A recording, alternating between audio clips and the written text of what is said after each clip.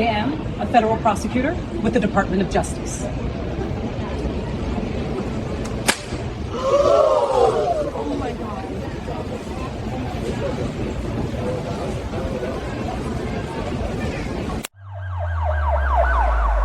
The security camera hidden in the ceiling of Terminal 4 would later provide the only impartial witness to the events of September 12, 2024. It recorded in high definition, capturing every frame of a career imploding in real time. Officer Kyle Benson had been wearing the badge of the Los Angeles Airport Police for less than 8 months. He stood near the entrance to the priority boarding lane, a young man with too much authority and too little experience, scanning the crowd for threats that existed only in his imagination. He saw a woman in a charcoal gray business suit step into the line reserved for first-class passengers. She wasn't running. She wasn't looking over her shoulder. She wasn't sweating or fidgeting. But in Benson's mind, a switch flipped. He didn't see a passenger. He saw an anomaly. He didn't see a professional. He saw a suspect. And in that split-second, bias replaced training, and assumption replaced law. The woman was Elena Davis, a 45-year-old senior prosecutor with the Department of Justice's Civil Rights Division. For 20 years, she had been the person who stood in federal courtrooms and dismantled the defenses of corrupt police departments. She had built a career on knowing exactly where the line of lawful authority ended and where tyranny began.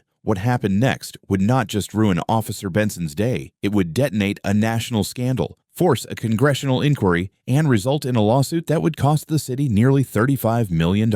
Before we walk through the step-by-step destruction of a rogue officer's career, I want to ask you something. Where are you listening from today? We have a global community here, and I always love seeing where our stories are reaching. And if you believe that nobody should be above the law, especially those who enforce it, make sure you're subscribed. We dive deep into the stories that matter, and we're glad you're here with us. Los Angeles International Airport, or LAX, is a city within a city. It processes nearly 75 million passengers a year, a relentless tide of humanity flowing through its 9 terminals. It is a place of organized chaos, a machine built of glass, steel, and deadlines. On any given morning, the air is thick with the smell of jet fuel and overpriced coffee, vibrating with the low hum of thousands of conversations. September 12th was a Tuesday, a day indistinguishable from any other. The early morning rush had subsided, leaving behind the steady rhythmic pulse of mid-morning travel. Flights to New York, London, and Tokyo were boarding. Security lines were moving with their usual sluggish efficiency. Officer Kyle Benson was assigned to the Tom Bradley International Terminal that morning.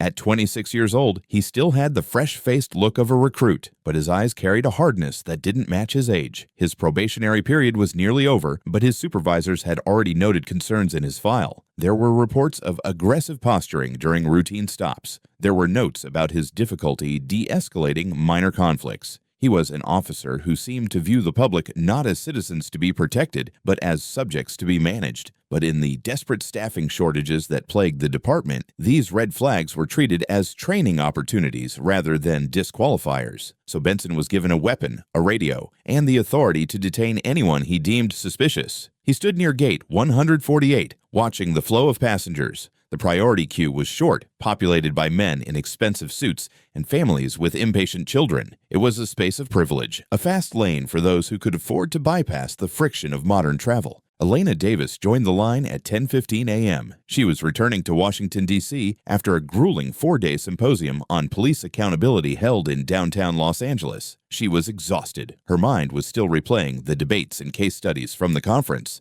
but her body just wanted to sit in a comfortable seat and close her eyes for 5 hours. She wore a tailored charcoal suit that fit her frame perfectly, the kind of attire that signaled executive status without needing to shout it. Her rolling briefcase was black leather, worn but well cared for. She held her phone in her left hand, her boarding pass already displayed on the screen. She moved with the quiet confidence of a woman who had spent 2 decades navigating spaces where she was often the only black woman in the room. She stepped into the priority lane behind a businessman in a navy blazer. She didn't look around. She didn't check the time nervously. She simply stood, waiting for her turn to board. Officer Benson watched her. The security footage shows him turning his entire body toward her, his gaze locking onto her form. Why did he focus on her? There were 20 other people in the immediate vicinity, But bias is a subtle poison. It whispers that certain people don't belong in certain spaces. It tells you that a black woman standing alone in a first-class line is a disruption to the natural order. To Benson, her presence was a question mark that demanded an answer, and he decided he was the one to ask it. He stepped away from his post. His walk was brisk, purposeful. He cut through the flow of passengers, moving with the entitlement of someone who believes their uniform grants them right of way in all things. Elena saw him coming. She didn't flinch. She had spent 20 years cross-examining hostile witnesses. She knew how to hold her ground. She watched him approach with a neutral expression, the mask of professional detachment she wore in court. Benson stopped directly in front of her, effectively blocking her path to the gate agent. He stood too close, invading her personal space, a classic intimidation tactic taught in the academy to unsettle suspects, but applied here to a woman standing in line for a flight. "Ma'am," Benson said. His voice was loud enough to be heard by the people around them. It wasn't a greeting, it was a challenge. "Officer?" Elena replied. Her voice was calm, pitched low. She didn't smile, but she wasn't hostile. She was simply waiting. "I need to see your identification and your boarding pass," Benson stated. He held out his hand, palm up, expecting immediate compliance. Elena didn't move to open her bag. She didn't unlock her phone. Instead, she looked at him with a gaze that was both appraising and weary. "Is there a problem, officer?" she asked. "I'm conducting a security verification," Benson said, his jaw tightening. He wasn't used to questions. He was used to obedience. "A security verification of what?" Elena asked. "I've already been through TSA screening. I'm in a secure area of the terminal. I'm standing in a boarding line. Unless you have a specific reason to believe I've committed a crime, I'm curious why you're singling me out." The air around them seemed to freeze. The businessman ahead of her turned around. A young couple behind her stopped talking. The confrontation had become public theater. Benson felt the eyes on him. He felt his authority being tested, and his insecurity flared into anger. "Ma'am, I don't need to explain my job to you," he snapped. "You're in my terminal, and I'm asking for your ID. If you don't produce it right now, we're going to have a problem." Elena took a slow breath. She knew exactly what was happening. She had read hundreds of case files that started exactly like this. The contempt of cop stop. The moment where an officer's fragile ego meets a citizen's constitutional rights, and the officer decides to punish the citizen for knowing the law. "I am not refusing to identify myself," Elena said, her voice steady. "But I am asking you to articulate the legal basis for this stop. You are a municipal police officer, not a federal agent. You need reasonable suspicion to detain me. So I'm asking you again, what crime do you suspect me of committing?"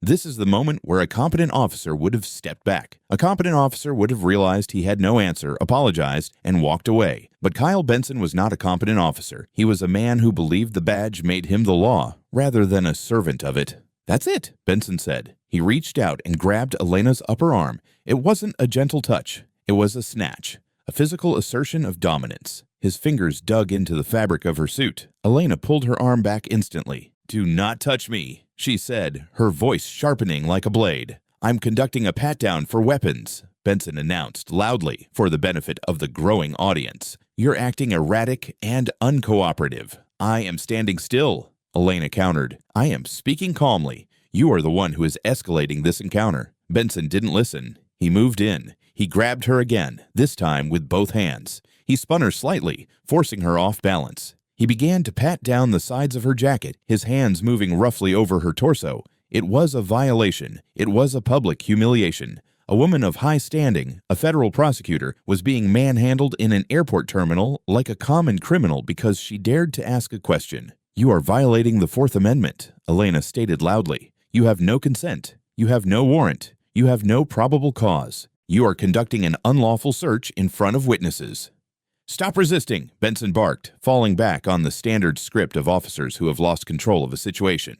"I am not resisting," Elena yelled back. "I am stating that you are breaking the law." The passengers in the line were pulling out their phones now. The digital eyes of the public were open. The gate agent was frantically speaking into her radio. Benson finished his pat-down. He found nothing, of course. No weapon, no contraband, just a woman in a suit who was now staring at him with a look of absolute, terrifying resolve. "Now," Benson said, breathing heavily, "give me your ID, or you're going to jail for obstruction." Elena looked at him. She saw the fear behind his aggression. She saw a young man who had just made the biggest mistake of his life, even if he didn't know it yet. She reached into her jacket pocket. She moved slowly, deliberately. She pulled out a leather credential case. She flipped it open. The gold badge of the Department of Justice gleamed under the harsh terminal lights. The photo ID next to it identified her clearly. Elena Davis, Senior Counsel, Civil Rights Division. She held it up, close to his face, close to the camera lens of the passenger filming next to her. "My name is Elena Davis,"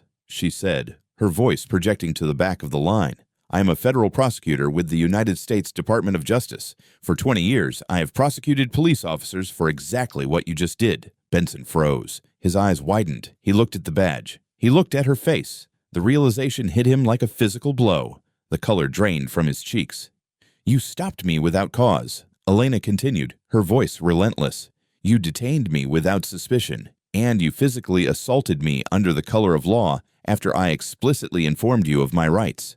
You have just committed a federal civil rights violation, officer, and you did it on camera." Benson took a step back. His hands fell to his sides. He looked like a child who had just broken a priceless vase. He looked around for help, but there was no help coming. The passengers were silent, watching the predator become the prey. We are about halfway through this story, and the tables have turned dramatically. It's a rare moment of satisfaction when someone who knows the system can use it to fight back. But it makes you wonder, what if she hadn't been a federal prosecutor? What if she had been a teacher or a nurse or just a tired traveler? Would anyone have believed her? Let me know in the comments what you think would have happened if she didn't have that badge. And if you're enjoying this deep dive into justice, please consider subscribing. It really helps us keep telling these stories. The supervisor arrived 3 minutes later. Sergeant Miller was a veteran officer, a man who had survived 20 years on the force by knowing when to fight and when to fold. He walked up to the scene with the weary expression of a man who knew his morning was about to be ruined. He saw his rookie officer standing pale and silent. He saw the woman in the suit holding a federal badge. He saw the ring of passengers holding up smartphones. Sergeant Miller didn't need a briefing. He knew exactly what had happened.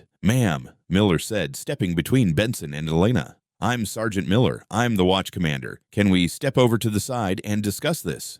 "No, Sergeant, we cannot," Elena said. She didn't lower her badge. "This officer just conducted an unlawful search of my person. He detained me without reasonable suspicion. I want his name. I want his badge number, and I want the body camera footage preserved immediately." Miller looked at Benson. "Is your camera on?" Benson nodded weakly.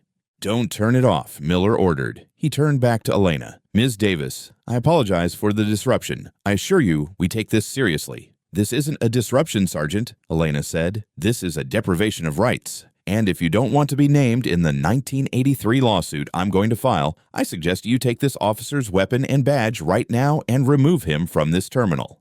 Miller knew when he was beaten. He turned to Benson. "Give me your radio. Give me your badge. You're relieved of duty pending investigation. Go wait in the office." Benson unclipped his radio with shaking hands. He unpinned the badge from his chest. It felt heavy, a symbol of the authority he had abused and lost in the span of 5 minutes. He handed them to his sergeant. He walked away through the terminal, the eyes of the passengers following him. He was no longer the predator. He was a ghost, walking through the ruins of his own future. Elena Davis didn't leave. She waited until the police took her statement. She made sure every witness was identified. She ensured that the preservation order for the video was logged. Only then did she board her flight. She sat in her first-class seat, staring out the window at the tarmac. Her hands were trembling now, the adrenaline fading, leaving behind the cold reality of the violation. She had won the confrontation, yes, but the feeling of his hands on her, the public humiliation, the assumption of her guilt, that would stay with her. She pulled out her phone and sent a text to her deputy in D.C. "Clear my schedule for tomorrow.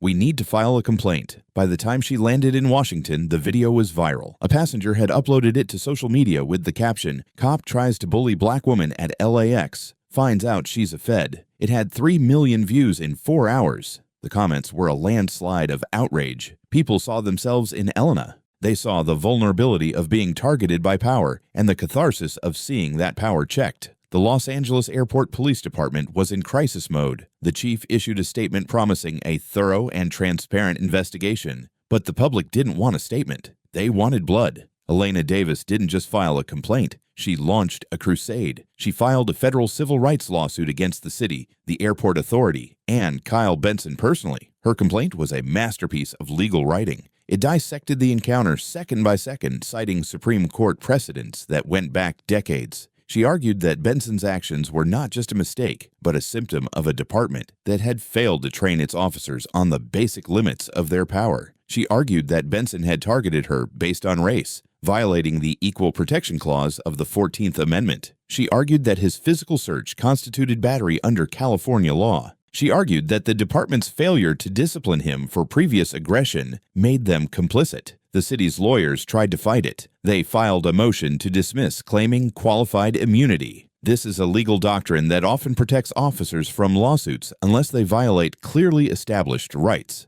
But Elena Davis was ready for that. In her response brief, she eviscerated their argument. She pointed out that the Fourth Amendment's prohibition on unreasonable searches had been clearly established since 1791. She argued that no reasonable officer could believe that standing in a boarding line constituted probable cause for a physical search. The federal judge agreed. In a blistering opinion, the judge denied the city's motion to dismiss, stripping Benson of his immunity. The case would go to trial. The discovery process was brutal for the department. Elena's legal team demanded Benson's entire disciplinary file. They found the warnings, the complaints, the red flags that had been ignored. They found emails from supervisors joking about aggressive tactics. They deposed Benson. Under oath, sitting across from the woman he had tried to humiliate, he fell apart. He couldn't articulate why he had stopped her. He couldn't explain what suspicious behavior she had exhibited. When asked if he would have stopped a white man in a suit for the same behavior, he remained silent for a long, agonizing minute before answering, "I don't know." That silence was the sound of a case being lost. The city realized they could not put this in front of a jury. The video was too damning. The plaintiff was too credible. The risk of a punitive verdict was astronomical. They offered to settle. Elena Davis accepted, but on her terms. The settlement was for $34 million. It was one of the largest individual civil rights settlements in the history of the state. But the money was just the headline. The real victory was in the consent decree that came with it. The airport police were forced to rewrite their training manuals. Every officer was required to undergo 40 hours of annual training on constitutional law and implicit bias. A civilian oversight board was established to review all complaints of racial profiling. And crucially, the department was required to implement an early warning system to flag officers like Benson before they could escalate to this level of misconduct. Kyle Benson was fired, but his punishment didn't end there. Because of the clear evidence of a willful civil rights violation, the Department of Justice, Elena's own colleagues, indicted him. He pleaded guilty to one count of deprivation of rights under color of law. He was sentenced to 12 months in federal prison. 1 year later, Elena Davis is back at LAX. She is walking through the same terminal, heading to the same gate. The atmosphere is subtly different. The officers standing near the security checkpoint are not slouching. They are not scanning the crowd with predatory eyes. They are watching, yes, but there is a professional distance. She reaches the priority line. There is a new officer there, a woman this time. The officer sees Elena approach. She sees the suit, the bag, the calm demeanor. The officer nods. "Good morning, ma'am. Have a safe flight." Elena nods back. "Thank you."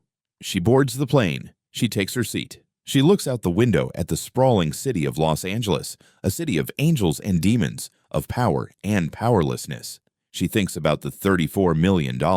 She has donated half of it to a legal defense fund for victims of police brutality who don't have a badge to protect them. She knows that for every Elena Davis, there are 1,000 people who get searched, humiliated, and arrested without anyone ever knowing their names. She knows the system is still broken. But she also knows that on one Tuesday in September, she swung a hammer at the cracks and made them a little bit wider. Justice is not a natural state of the world. It is something that has to be manufactured, fought for, and defended, one boarding line at a time. This story forces us to look in the mirror. We cheer for Elena because she won. But we have to ask ourselves, why was her badge necessary? Why wasn't her humanity enough to protect her? What would you have done if you were standing in that line behind her? Would you have pulled out your phone? Would you have spoken up? Or would you have looked away, grateful it wasn't you? The next time you see something that doesn't look right, remember Officer Benson, remember that silence is consent, and remember that sometimes the person being bullied is the one holding the hammer. Let me know your thoughts in the comments below. Do you think the punishment fit the crime? Should the settlement have been higher? And don't forget to like and subscribe if you want more stories about the fight for justice in an unjust world. I'll see you in the next video. Stay safe and know your rights.